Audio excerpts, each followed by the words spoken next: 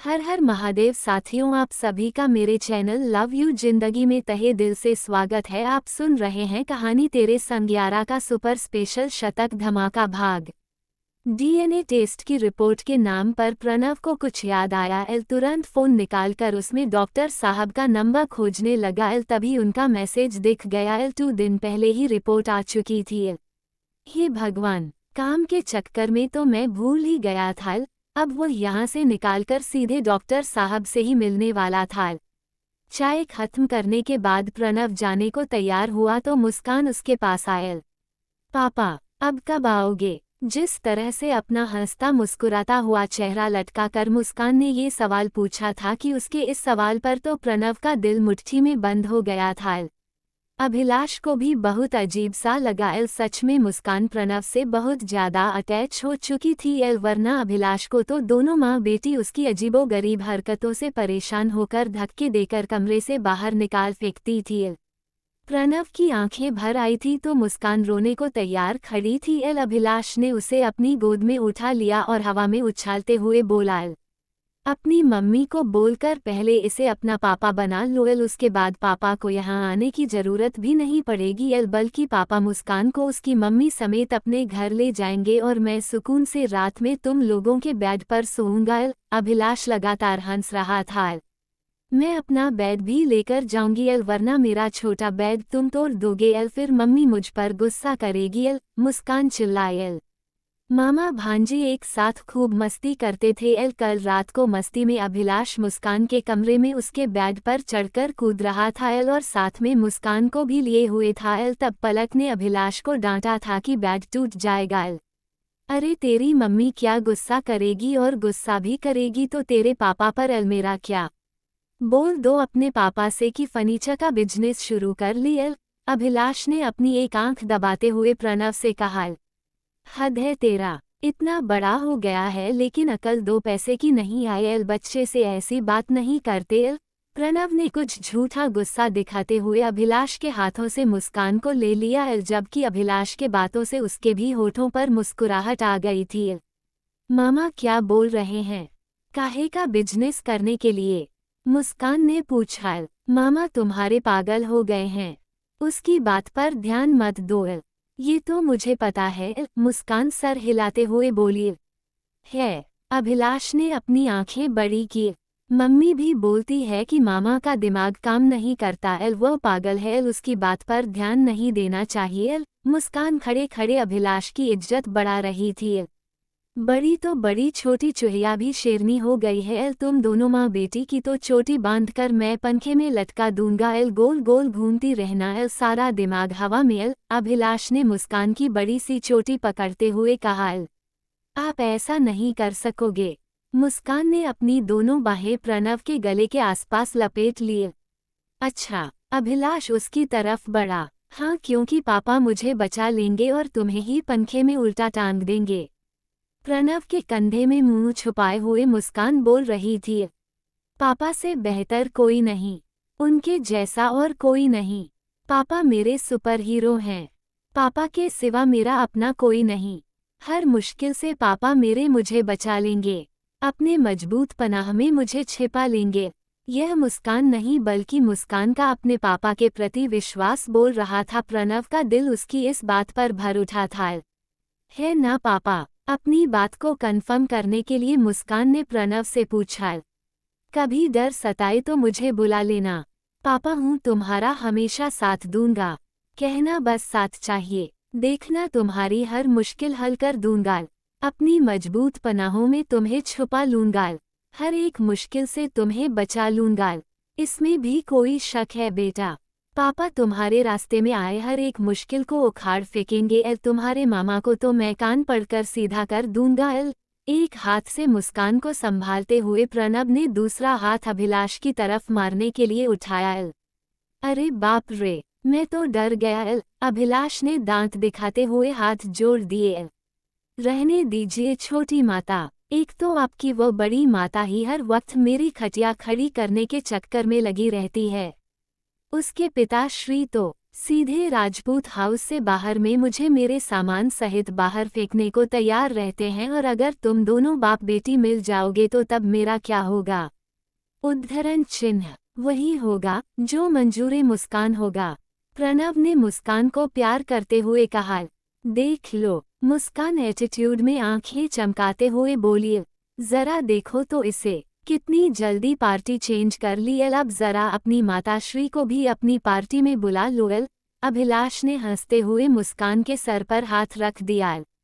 प्रणव और मुस्कान को लेकर वह खुश था। इन दोनों की बॉन्डिंग भी उसे अच्छी लग रही थी, लेकिन अब बात पलक की थी। मुस्कान को इवेंट में लेकर जाने का वादा करके प्रणव वहां से निकला। जैसे ही उसकी गाड़ी राजपूत हाउस से बाहर निकली, उधर से पलक अपनी गाड़ी में अपने पापा के साथ आ रही थी।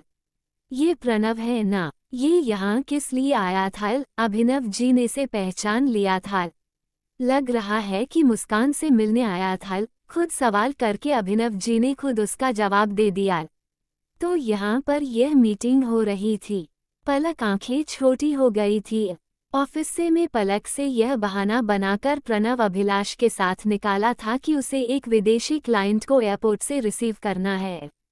चोर हमेशा चोर रास्ते ही अपनाते हैं। पलक ने अफसोस से सर हिला दिया। उसका दिल अभी भी प्रणव के लिए साफ नहीं हो पा रहा था। शायद चोट खाया हुआ दिल इतनी आसानी से भरोसा नहीं कर पा रहा था।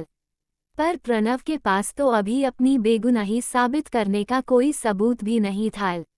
उसने यहाँ से निकालकर डॉक्टर साहब को फ़ोन लगाया तो डॉक्टर साहब उसका फ़ोन देखकर सोच में पड़ गए थे। कुछ समझ में नहीं आ रहा था कि इस उठाएं ना उठाएं। आगे कहानी बढ़ने से पहले एक स्पेशल नोट, अगर आपने वीडियो को लाइक नहीं किया है तो लाइक कर लीजिए और चैनल को सब्सक्राइब कर लीजिए ताकि आपको कहानी से जुड़ी हर एक अपडेट मिलती रहे। धन्यवाद। जैसे ही दोनों गाड़ियों ने एक दूसरे को क्रॉस किया, प्रणव की नज़र भी उनकी गाड़ी पर पड़ी। पहले खुली हुई विंडो से और फिर बाद में बैक मिरर से। पलक के चेहरे पर उभरती हुई नापसंदगी का भाव उसकी आंखों से छुपा हुआ नहीं था। पलक के चेहरे की शिकन से वह समझ तो बहुत कुछ रहा था, लेकिन अपना पक्ष समझाने के लिए उसके पास कुछ नहीं था। प्रणव के पास तो अभी अपनी बेगुनाही साबित करने का कोई सबूत भी नहीं था। उसने यहाँ से निकालकर डॉक्टर साहब को फ़ोन लगाया तो डॉक्टर साहब उसका फ़ोन देखकर सोच में पड़ गए थे। कुछ समझ में नहीं आ रहा था कि इसे उठाएं ना उठाएं।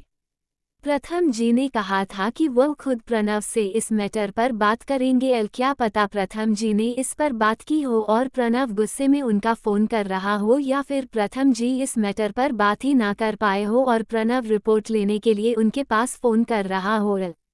ये दोनों कंडीशन हो सकती थी, लेकिन इन दोनों कंडीशन में डॉक्टर साहब के पास प्रणव को देने के लिए कोई जवाब नहीं था। कुछ देर सोचकर उन्होंने प्रणव का फ़ोन कट करते हुए एक मैसेज छोड़ दिया। I will call you after an hour, I am busy. और सिचुएशन जानने के लिए प्रथम जी को फ़ोन लगा दिया। तुमने प्रणव से इस मैटर पर बात कर ली क्या? न हाय न हेलो। सीधे डॉक्टर साहब ने सबसे पहले सवाल किया। नहीं, अभी वह इवेंट में बिजी है, इसलिए मैंने उससे कुछ नहीं पूछा। क्या हुआ? प्रणव तेरे पास आया था क्या? प्रथम जी ने पूछा। नहीं, वह मेरे को कॉल कर रहा है, शायद रिपोर्ट के लिए। डॉक्टर साहब अपना सर मसलते हुए बोले। ठीक है, तुम चिंता मत करो, मैं खुद प्रणव से आज ही बात कर लेता हूँ। प्रथम जी बोले। ठीक है, पर ध्यान से बात करना। उसने खुद मुझसे कहा था कि पापा को इस मैटर में कोई जानकारी नहीं होनी चाहिए और मैं सीधे तुम्हें ही रिपोर्ट दे दी। खैर वो सब छोड़ो, तुम्हें जानकारी होनी जरूरी थी। पर उससे बात करते समय थोड़ा नॉर्मल रहना। जवान औलाद है, ज़्यादा सख्ती नहीं दिखा सकते। डॉक्टर साहब ने कुछ समझाने वाले अंदाज में कहा। तुम चिंता मत करो। प्रथम जी उनकी बात समझ रहे थे। डॉक्टर साहब से हल्की फुल्की बात करके उन्होंने तुरंत प्रणव को फ़ोन लगा दिया। प्रणव की गाड़ी इस वक्त घर के रास्ते में ही थी। कहाँ हो इस वक्त? घर आ रहा हूँ पापा।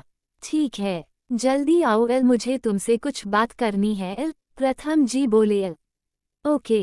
प्रणव जब घर आया तो प्रथम जी उसका अपने कमरे में इंतजार कर रहे थे।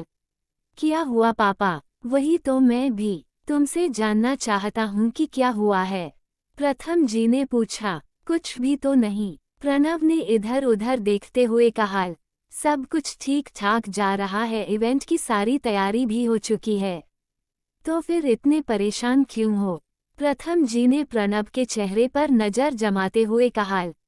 परेशान नहीं हूँ वेल, मैं तो बिल्कुल रिलैक्स हूँ वेल, प्रणव आराम से बोला। सच में? तो फिर ऑफिस से घर आने में इतनी देर क्यों हुई? कहीं चले गए थे क्या? प्रथम जी लगातार सवाल कर रहे थे। प्रणव को कुछ अचरज सा हुआ। आमतौर पर वह इतने सारे सवाल जवाब नहीं करते थे। जो भी कुछ पूछना होता था एक लाइन में पूछ लेते थे और जो बोलना होता था अपने लेक्चर से सुना देते थे, लेकिन उनके इस सवाल में प्रणव के दिमाग की ब्लॉकेज खोल दी थी। लगता है पापा को पता चल गया कि मैं राजपूत हाउस गया था, तो उसने भी छुपाना जरूरी नहीं समझा। ऑफिस से निकलकर मैं अभिलाष के साथ राजपूत हाउस चला गया था। प्रणव बोला। क्यों? फिर उधर से सवाल आया। मुस्कान से मिलने। बिना कुछ छुपाए बिल्कुल सही जवाब दिया था। क्यों? उद्धरण चिन्ह। बस उससे मिलने का मन हो रहा था। पिछले कुछ दिनों से उससे ढंग से बात नहीं हुई थी, तो उसकी फिक्र हो रही थी। प्रणव बोला। क्यों फिक्र करते हो इतनी? मुस्कान की प्रणव। प्रथम जी ने पूछा। बताया तो पापा, मैं पलक से शादी करना चाहता हूँ। पलक से ही शादी करना क्यों चाहते हो? दुनिया में तो तुम्हें और भी लड़कियां मिल जाएगी, फिर पलक ही क्यों? प्रथम जी ने एक एक शब्द रखते हुए पूछा। वह प्रणव के मुंह से उसका प्यार कबूलवाना चाह रहे थे, लेकिन ऐसा कुछ था ही नहीं। तो प्रणव क्या बताता? ये कैसा सवाल है पापा? प्रणव कुछ भड़क सा गया था।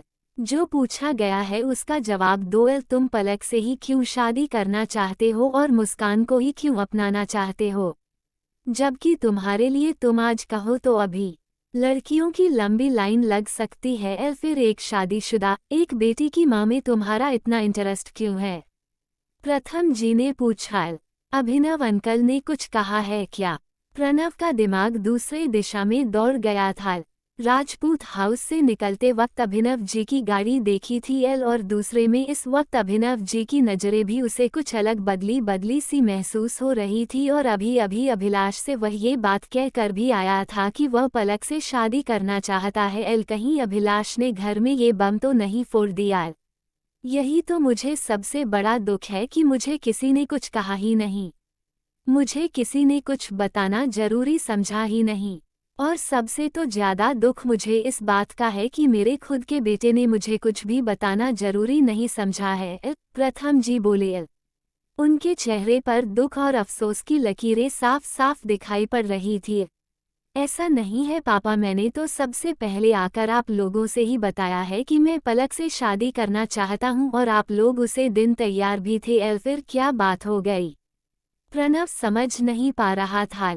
नहीं, कोई बात नहीं हुई है, बस उसी दिन की बात है। मैंने उसे दिन भी तुमसे ये सवाल किया था कि तुम पलक से ही क्यों शादी करना चाहते हो, लेकिन तुमने मुझे कोई जवाब नहीं दिया था। आज भी सवाल कर रहा हूँ, फिर भी तुम्हारे पास जवाब नहीं है, लेकिन आज मेरे पास जवाब है। प्रथम जी ने DNA टेस्ट की रिपोर्ट प्रणव के सामने फेंकते हुए कहा। देखो, इसमें है तुम्हारा जवाब।